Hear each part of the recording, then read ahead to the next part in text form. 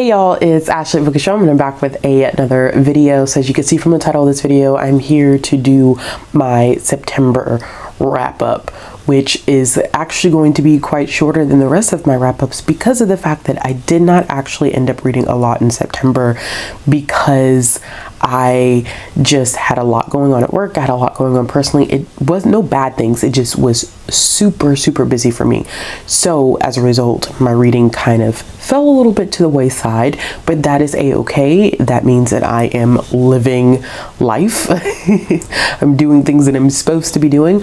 So we're going to talk a little bit about the stuff that I did end up reading in September. But before we do that, I want to talk a little bit about Book of the Month. So thank you so much to Book of the Month for sponsoring this video. If you didn't know, Book of the Month is a super popular, fast-growing online book service for readers. Their mission is to promote new and emerging authors and to help readers find books that they'll end up loving. So the way that it works is that each month the Book of the Month team spends time vetting through hundreds of books, and they come up with a special curated list of books for readers to choose from. That way they can spend more time reading and less time doing research. This special curated list contains new and early release titles, so that does mean that sometimes we do get the opportunity to read some books before they are actually released. One of my favorite things about Book of the Month, and I know that I say this all the time, but it is one of the things that does really stand out to me about Book of the Month, is the fact that they spend time highlighting so many different genres. So there's a little bit of something every month for everyone, whether you like historical fiction, whether you like mystery or thrillers, whether you like contemporary, romance, fantasy, sci-fi, like they literally have it all. Another great thing about Book of the Month is that they are risk-free, so they have a skip policy. So if there's a month that you don't see anything that you want to select, you can skip that month and you will not be charged for that month. Book of the Month also has the best prices for newly released hardcovers.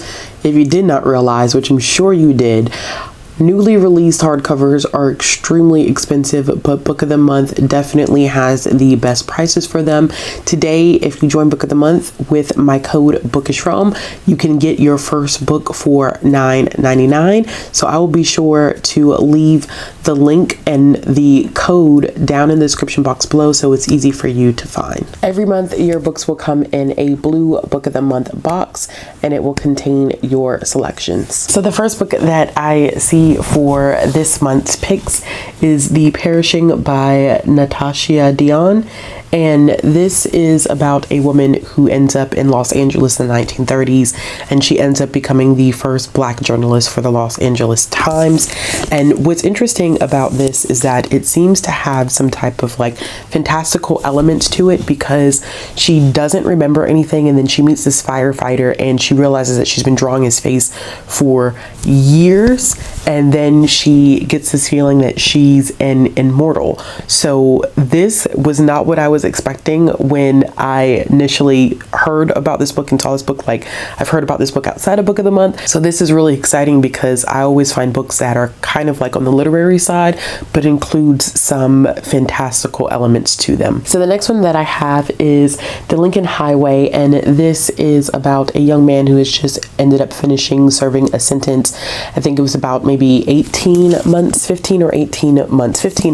for involuntary manslaughter, and the warden is dropping him off, and he's supposed to be going back to his family farm to get his brother, but then he realizes like two guys that he knew from the work farm actually end up sneaking in the trunk, and they go on this adventure that takes them to New York City.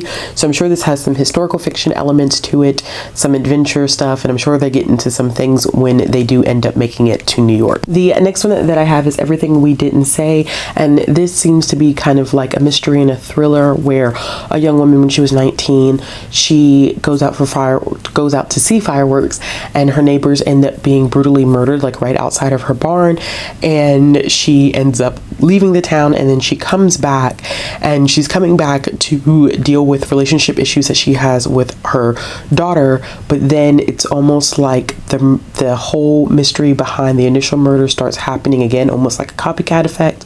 and this time her daughter's in danger, so she's trying to put the pieces of the puzzle together. I've been really trying to read a lot more thrillers and mysteries because that's one genre that I think I don't read enough of, so this is definitely a good one to have on the list. So the next one that I have is one that I'm really excited for, and it is The Ex-Hex by Erin Sterling. I've seen some really interesting things about this one, and it follows a witch who ends up putting a hex on her boyfriend 9 years ago because he broke her heart.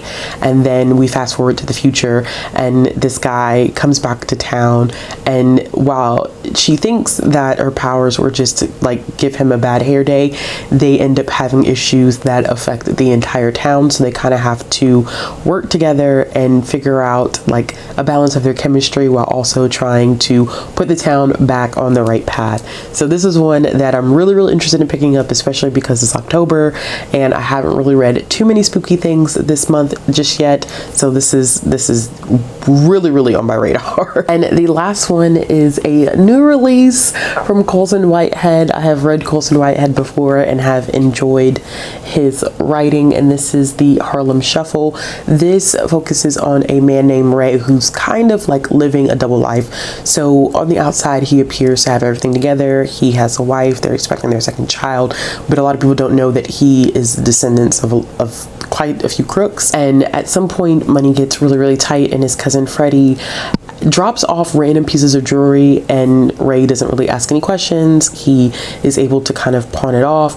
But then they were supposed to have this heist where they're robbing this hotel that's supposed to be like the Waldorf of Harlem, and things go wrong, and then he ends up being sucked back into the world that he seemingly was no longer a part of. So I think this is going to be a complex book about like double identity and what it takes to survive. I know with Colson Whitehead there's going to be some interesting themes that he kind of weaves into this story. One really cool thing that Book of the Month does do that I'm going to show you is that they do give you the option for add-ons. So whenever you get your initial book for Book of the Month, they have books that you can select that you can add to your cart, and they were kind enough to include 2 add-ons that I can show you today. The first one being The Book of Magic by Alice Hoffman. I have not read the first book in the series, which I believe is Practical Magic. I have not read that.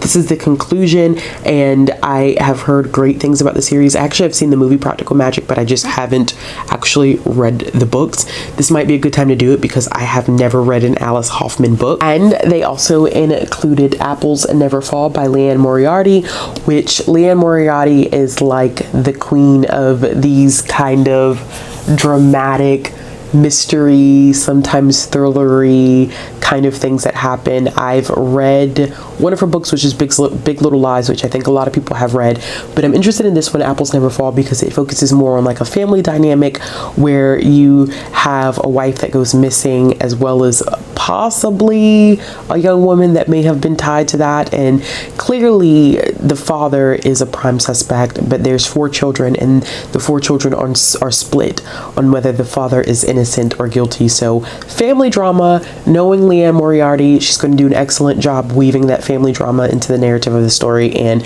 I cannot wait to pick this one up. All right, y'all, so like I said before, the code Bookishrealm will be linked in the description box below, so you can get your first book for $9.99, as well as a link to the Book of the Month website. Once again, thank you so much to Book of the Month for sponsoring this video. Okay, so this is going to be an interesting wrap-up, because usually my wrap-ups are really long, because I usually end up reading like 30 to 40 books a month.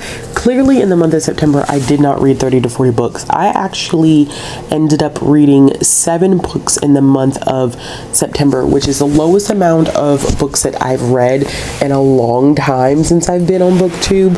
So this is interesting, where I really just am not going to end up talking as much as I usually do.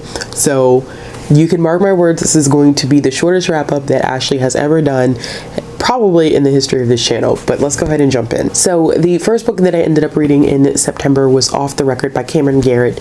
I'd been meaning to read Cameron Garrett's other book, which the name of it is slipping my mind right now. Blue cover, Full Disclosure. Yes, that's the name of the book. I knew if I talked about it long enough, I was going to figure out what the name was. So I ended up reading Cameron Garrett's second book, and I'll go back and read Full Disclosure, but I was really interested in Off the Record because Off the Record kind kind of delves a little bit into the Me Too movement and what it's like to disclose that information. And it also does some interesting analysis of how we often focus on how sexual assault really heavily impacts women and not always discuss how that impacts men who are victims of sexual assault. So I like that Cameron Garrett actually included that component. So the book itself focuses on a character by the name of Josie, and Josie is a very interesting character for a number of reasons. She is plus size, she's black, she is a writer, and she ends up winning this competition with the magazine where she gets to do a celebrity profile for these actors and actresses. So she gets to travel with them and she gets to interview. And there are a couple things that I think that Cameron Garrett did very well with Josie as a character. I think there was a lot of like internal exploration of like how she viewed herself as a black individual in this industry, and how people weren't necessarily taking her seriously as a black woman that was very well capable of writing and reporting, even though this was simply like I guess a celebrity profile. She ended up doing a lot more than that. And it's interesting watching her kind of develop as a character when she's initially giving the information about possible sexual assault that has occurred from a person in power. And these are actresses that have, you know, unfortunately had to deal with his behavior, and they haven't talked about it for the fear of ruining their careers. So it definitely does heavily mirror the Me Too movement in that sense, that a lot of people feel apprehensive about coming forward for the fear of losing their career, the fear of not being believed, knowing that it's a possibility that nothing will happen because this person is so well received and so well loved. And I think that Cameron Garrett also does a good job of looking at how race is an important aspect of the industry, especially the movie industry, and how a lot of people don't necessarily think about that on the back end. And it's important to think about that on the back end, and how the industry specifically affects like black women and black men, black individuals who are, you know, trying to make movies. But there's great representation in this book. We have bisexual characters, and that's not something that is a part of a coming out process. It is like just who they are, although a conversation does happen between Josie and another character about them both possibly being bisexual. I really like that. I think Cameron Garrett is just a really great writer, and I liked that they were able to incorporate so many different elements into this book, and it didn't feel like it was overpowering or too much. It just felt like it covered these topics in a really concise way, but also an impactful way, if that even makes sense.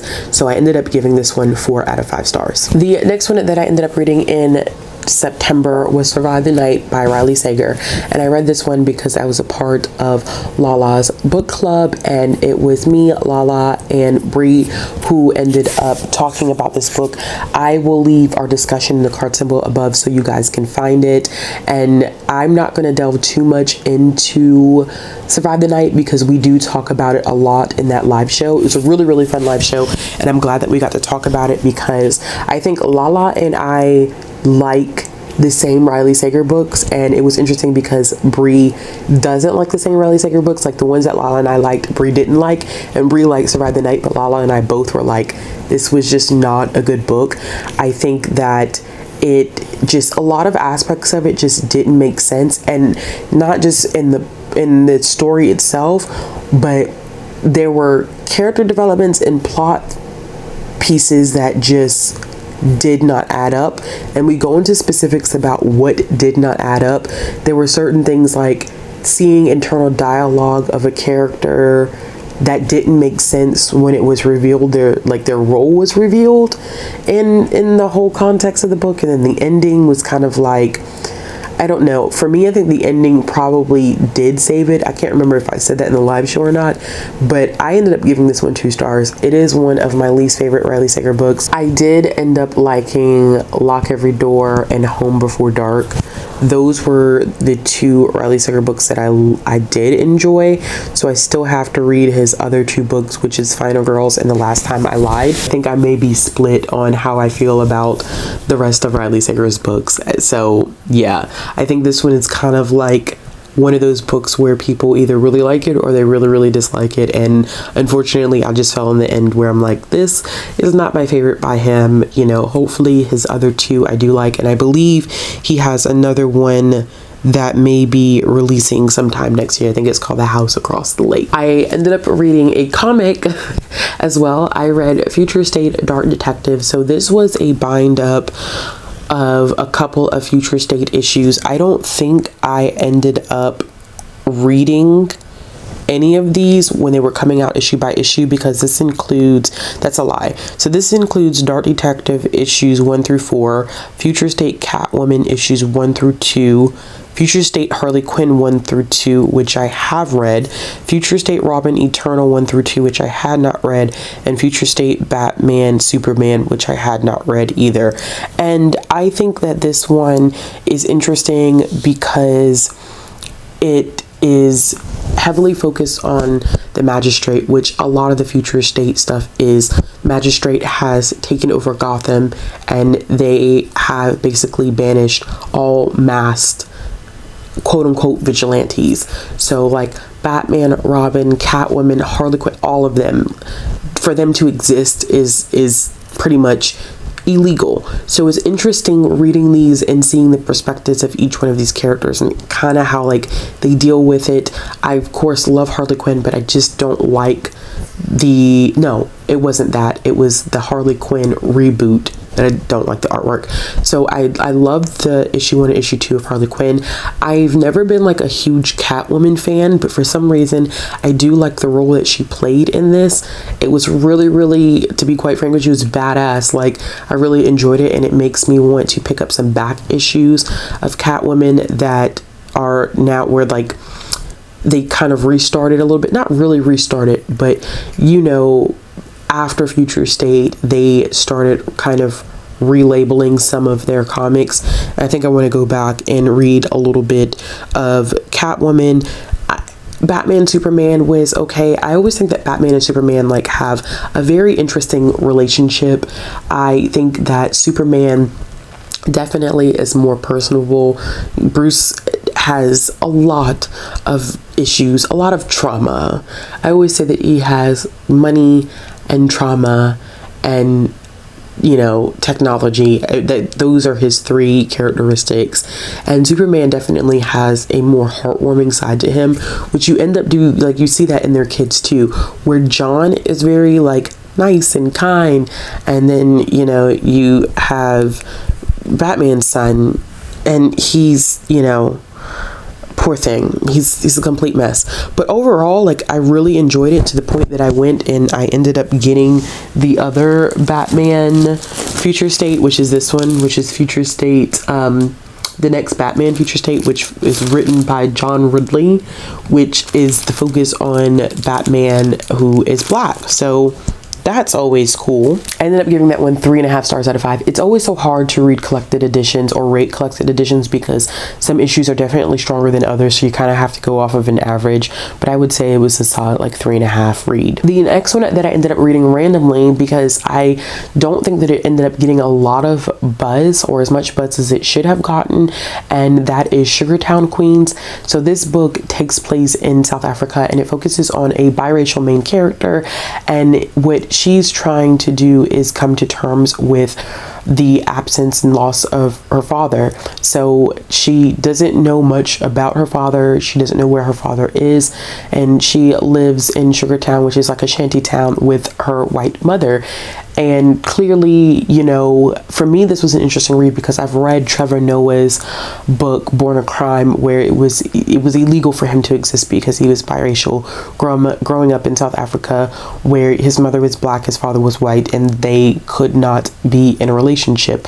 So as you go through the story with this main character, whose name is just completely slipping my mind right now, you are figuring out that there is a complex history with her white family members. Clearly her mother has been ostracized from the family because she ended up with a black man, and she's trying to build that trust and build that relationship. And there's a relationship that's established with her maternal grandmother, and then there's some issues that exist with her, you know, maternal grandfather and uncles, and it's so sad. And it's empowering because you see her mother is not as strong as her, and she really takes up for her mom. And throughout the entire book, you know, like, she's battling this complex feeling of not being black enough and not being white enough.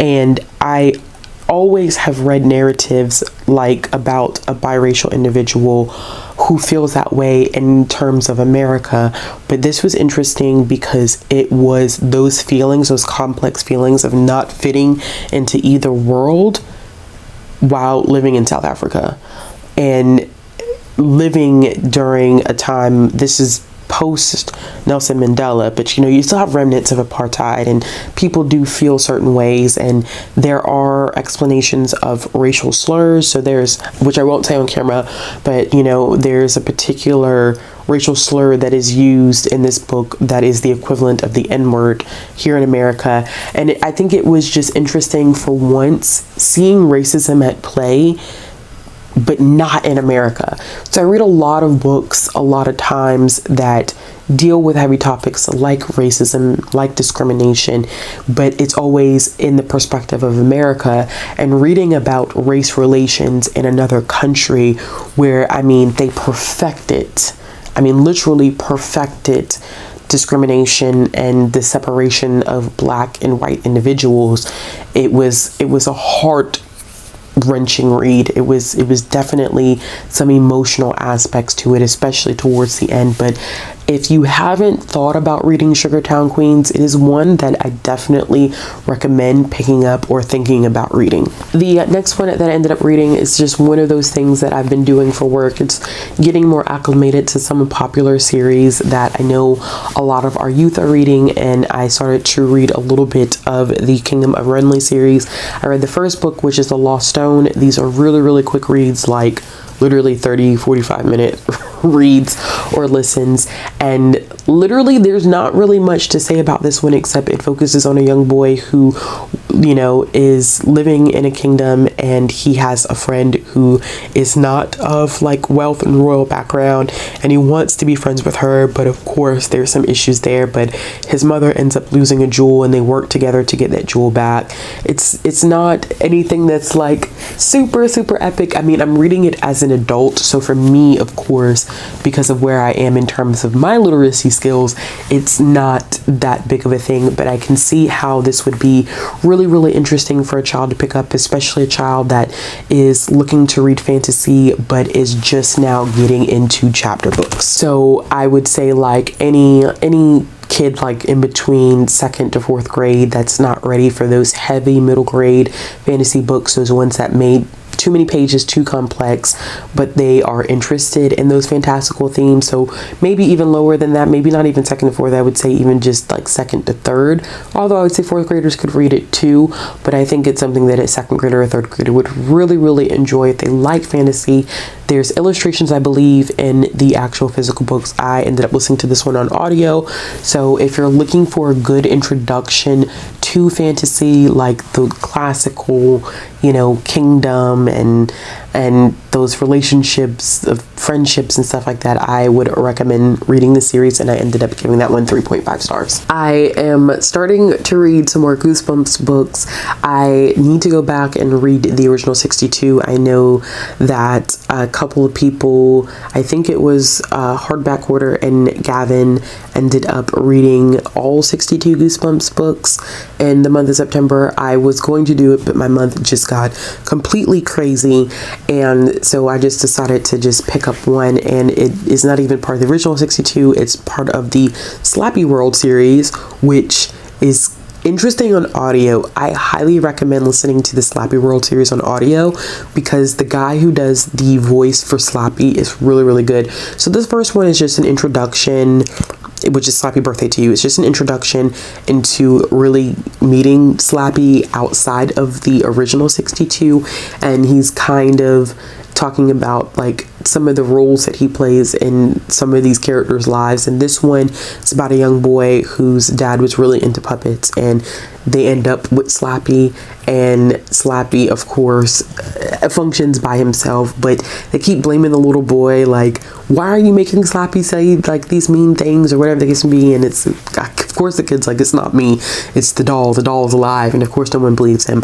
The one interesting thing about Goosebumps books is that you kind of have to suspend your disbelief, because they're not written for adults. If you do want to read these books, they're, once again, like The Kingdom of Renly, these are written for, I would say, anywhere between 2nd to 4th grade, kids that are into, you know, or just into, you know, horror, but on a more simplistic level, not as scary.